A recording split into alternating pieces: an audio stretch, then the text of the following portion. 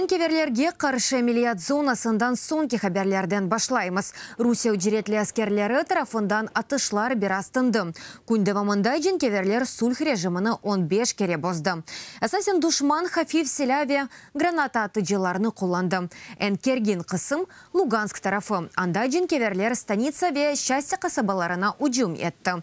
Донецк велиетінде Талаковка ве Водяноеге атеш açты. Дениз ялысындaki сынырға. Нетижеде бір Украин арбии яраланды, да бірі Пески қасабасы янында патла фалетіне басып әлек олды.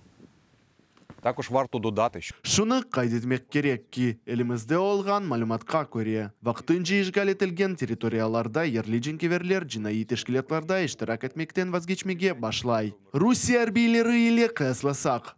Ерлі үжіретлі әскерлерге да аспара толейлер. Ве ерлі әаленің биналарына тарик етішлеріні ачмаға мечбур етелер. Ве айны шу үжіретлі әскерлеріні бірінші невбетте сынырлав, йолығындаки sıcak нұқталарға йоллайлар.